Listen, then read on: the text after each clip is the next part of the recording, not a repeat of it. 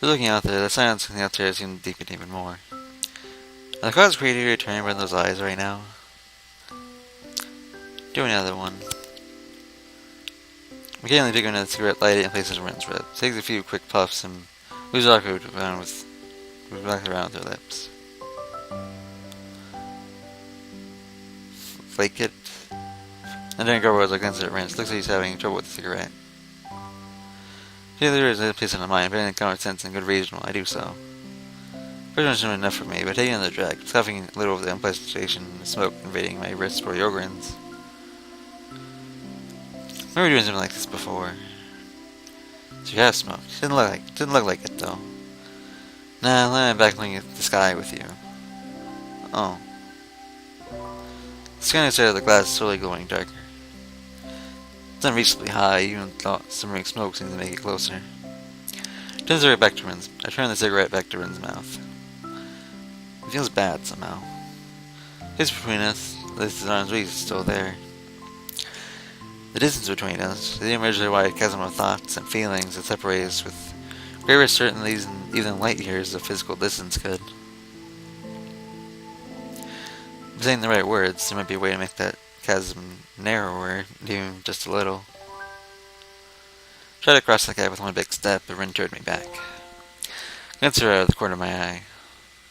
I'm staring at the focus-filled ceiling and skylights, darkening the sky above us.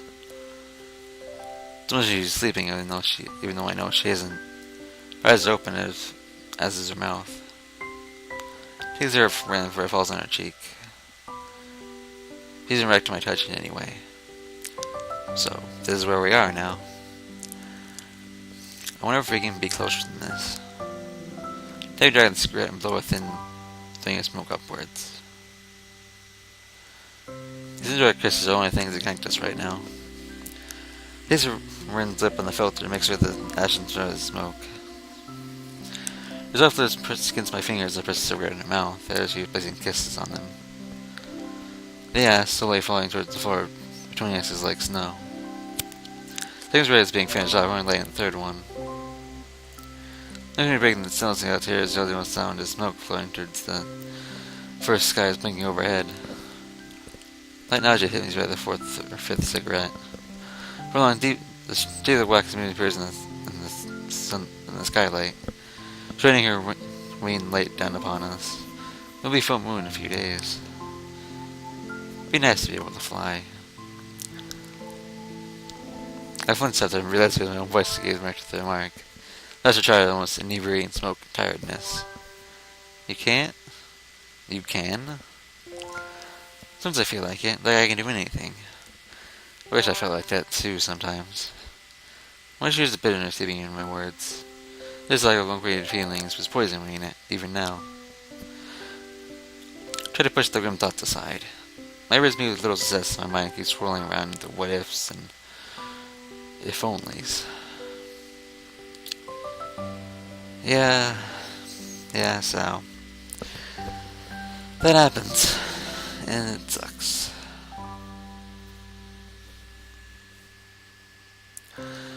Once I'm slowly creeping higher, a long time has passed since I came here. It serves me somewhat. It also reminds me of the status quo we're in now. It's late. I better get going back to school. Tentatively, a minute showing the sun rising from the floor. She is inanimate, as if life's been sucked from her. The roofs of smoke fill about her, memories of the cigarette we shared. I guess for the short and thin arm, try to pull her up. That's why she complies and saying it wasn't help for me. Notice how little Rin weighs, though she's made of feathers. Are you gonna stay here overnight? I have to. I haven't painted much in 3 days. I find how I can start painting. Maybe the smoke helps. Just take a break. That's not gonna have to do it. You ain't gonna paint anymore. I'd be destroyed for real. If you're just burned out, you're working pretty hard.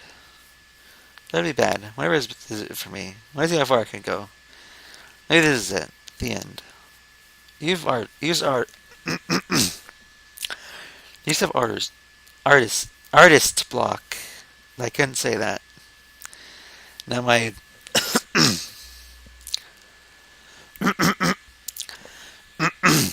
Sorry, I think my voice has gone out a little bit. It's okay. I'll finish this episode. Don't worry about it. You used to have artist block. It's not a big deal. That's a word for when you can't paint, right? I heard that before. Not like this, before. Not like this, though. Pick a brush when I want to put it down right away. Then I do. 3 days. It's like I forgot how to paint. I know that was possible. Like, more impossible than with Emmy growing wings and a tail. Need a break. I mean, I know you're trying to go deeper inside of yourself for your paintings, but it's not really healthy to stay inside your own head for so long.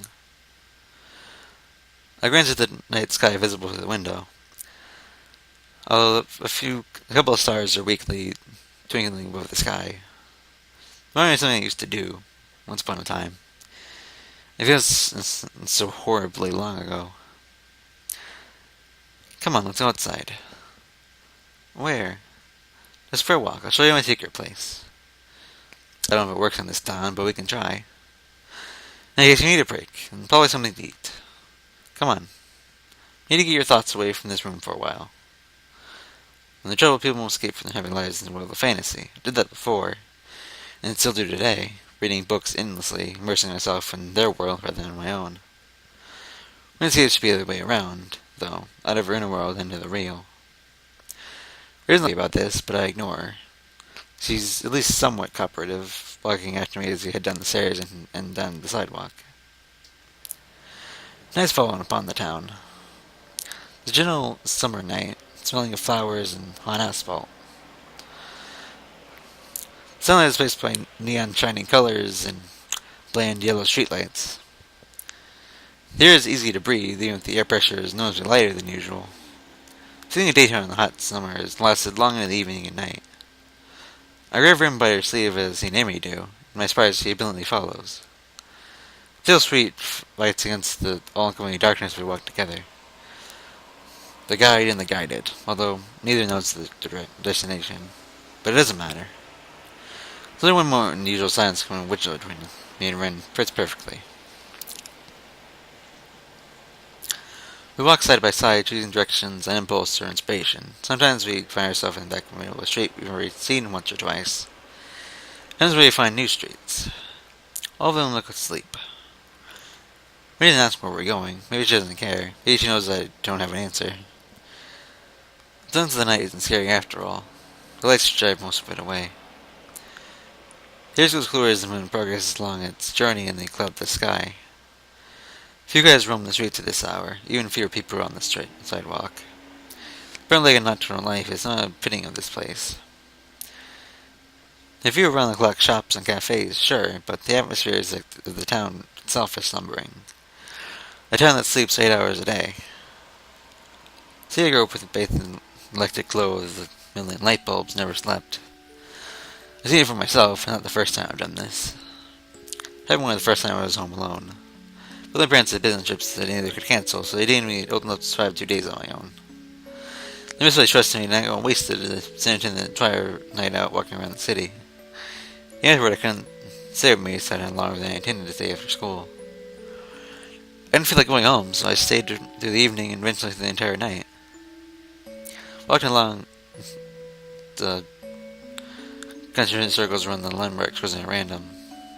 For some reason the daytime night felt fascinating. So I walked its streets.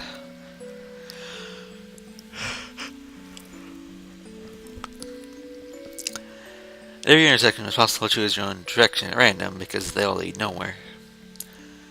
One of Amy's messy wandering aimlessly made me see things differently. One would do the same for Ren. We had to buy some coffee and snacks from a vending machine, then locate to a bench where we sit down to eat. There's no time in the night of the town, so we spent an unknown amount of it just sitting there, observing the stillness of the usually vivid townscape. It's getting very late, and soon it'll be getting very early. So this is it? Ren's voice surprises me. She doesn't sound bored, rather her tone is inquisitive, uncertain why I dragged her out here, yet curious to find out the answer. Yeah, have you ever been out at night? It's like a different world.